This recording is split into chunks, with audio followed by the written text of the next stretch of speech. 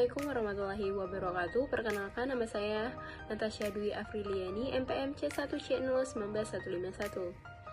Di sini saya akan membahas bab 5, akuntansi lanjutan 1. Di mana materinya itu transaksi entitas induk dan entitas anak, persediaan dan jasa. Baiklah, adanya transaksi yang melibatkan entitas induk dengan entitas anak ketika sudah terjadi akuisisi atau sudah terjadi kombinasi bisnis. Artinya, ketika perusahaan induk sudah mengakuisisi perusahaan anak, maka bukan berarti tidak terjadi transaksi antara induk dan anak, tetapi transaksi seperti itu bahkan sangat mungkin terjadi. Karena motivasi melakukan kombinasi bisnis yaitu salah satunya manajemen laba. Misalnya, perusahaan induk menjual barang dengan dagangan secara besar-besaran ke perusahaan anak karena ingin meningkatkan angka penjualan. Jika menjelang akhir tahun penjualan itu dihitung ternyata turun drastis, itu sebabnya adanya transaksi hubungan istimewa antara induk dan anak. Namun, transaksi tersebut tidak boleh muncul pengaruhnya di laporan keuangan konsolidasi, tetapi yang boleh muncul dalam laporan keuangan konsolidasi adalah transaksi kepada dan afiliasi induk dan anak. Baik adanya transaksi penjualan antara perusahaan induk dan perusahaan anak, perusahaan induk tetap melakukan pencatatan sebab itu transaksi penjualan. Dan adanya buktinya, begitupun perusahaan anak akan tetap mencatat penjualan itu sebagai transaksi pembelian. Masing-masing di pembukuan perusahaan induk dan perusahaan anak akan dicatat dan pada saat menyusun laporan keuangan konsolidasi dalam neraca saldo perusahaan induk termasuk penjualan terhadap perusahaan anak. Kemudian pembelian yang dilaporkan persediaan menggunakan sistem perpetual. Maka persediaan yang dilaporkan di neraca perusahaan anak merupakan persediaan yang diperoleh dari perusahaan induk, sehingga akan timbul proses eliminasi berupa. Yang pertama, proses eliminasi penjualan yang dilakukan antar perusahaan induk dan perusahaan anak.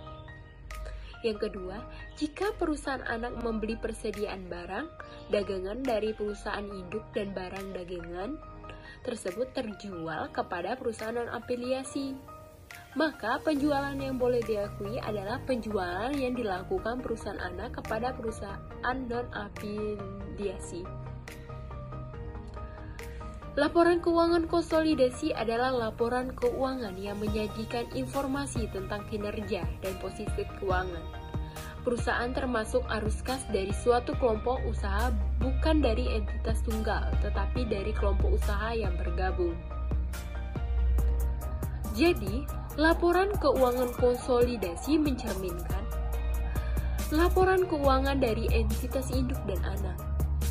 Walaupun secara pelaporan perusahaan induk dan anak adalah satu entitas pelaporan kecuali pencatatan yang masih disebut entitas terpisah.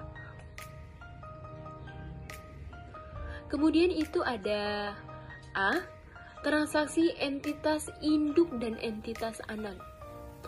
Bisa dilihat gambar 5.1. Entitas induk tidak hanya memiliki entitas anak atau ada beberapa entitas anak. Maka yang dikatakan transaksi dalam hal ini yaitu barang dagangan itu mengalir dari entitas induk dan entitas anak, ditransfer atau mengalir atau dijual dari entitas induk kepada entitas anak, begitupun sebaliknya. Antara entitas anak pasti ada transaksi yang melibatkan transaksi antara entitas anak. Kemudian yang A lagi itu pentingnya eliminasi atas transaksi antara entitas induk dan entitas anak. adanya transaksi yang melibatkan entitas induk bertransaksi kepada entitas anak, maka dampak atau pengaruh tersebut tidak boleh dimunculkan, tetapi harus dieliminasi. Boleh dilihat gambar 5.2. Artinya, untuk transaksi entitas induk dan entitas anak dalam kaitannya dengan penjualan persediaan dan pemberian jasa perusahaan dagang, di mana entitas untuk induk menjual ke entitas anak atau entitas anak menjual ke entitas induk.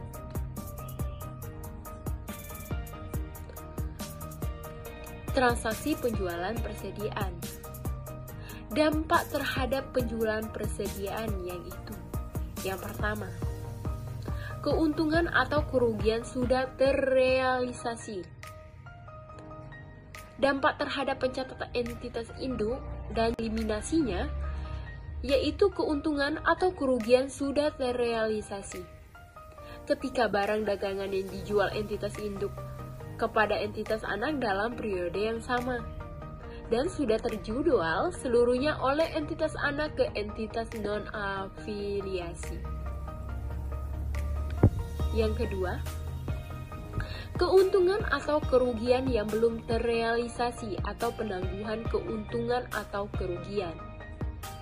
Artinya, seandainya entitas induk menjual kepada entitas anak di tahun 2019 sampai di tanggal 31 Desember 2019, ternyata barang dagangan yang dibeli entitas anak dari entitas belum terjual, maka keuntungan atau kerugian transaksi jual beli antara induk dan anak itu belum terrealisasi, sehingga harus ada eliminasi di pencatatan yang dilakukan entitas induk berupa penangguhan keuntungan atau kerugian tersebut. Contoh, untuk penangguhan keuntungan atau kerugian, jika transaksi hulu, maka penangguhannya secara penuh, namun jika transaksi hilir, maka penangguhan keuntungan atau kerugian itu dipengaruhi oleh persentase kepemilikan saham entitas induk terhadap entitas anak. Sedangkan penjual yang boleh muncul di laporan keuangan konsolidasi adalah penjualan dari entitas anak ketika menjual kepada entitas non-afiliasi. Sedangkan HPP, harga pokok penjualan, artinya harga perolehan atas barang yang terjual. Yang boleh muncul di laporan keuangan konsolidasi adalah HPP. Ketika induk memperoleh barang dagangan tersebut dari entitas non-afiliasi. B. Transaksi hulu, yaitu penjualan persediaan setelah periode akuisisi. Maka akan ada 3 skenario sehubung transaksi antara induk dan anak. Yang pertama, bisa jadi dalam periode tersebut barang dagangan dijual dari induk kepada anak semuanya sudah terjual habis. Yang kedua, induk menjual barang dagangan pada anak. Barang dagangan yang dijual dari induk kepada anak sampai akhir periode belum sama sekali terjual. Sehingga akan ada penangguhan yang belum terrealisasi yang dicatat perusahaan induk sebagai perusahaan yang menjual. Yang ketiga, adanya sebagian dari barang dagangan yang dijual dari induk kepada anak itu sudah terjual atau sudah terjual kepada perusahaan non-afiliasi. Kemudian yang B lagi, transaksi hilir, yaitu penjualan persediaan setelah periode akuisisi. Artinya, yang menjual barang dagangan adalah perusahaan anak kepada perusahaan induk. Maka, pengaruh kepemilikan perusahaan induk pada perusahaan anak sebesar persentase kepemilikan.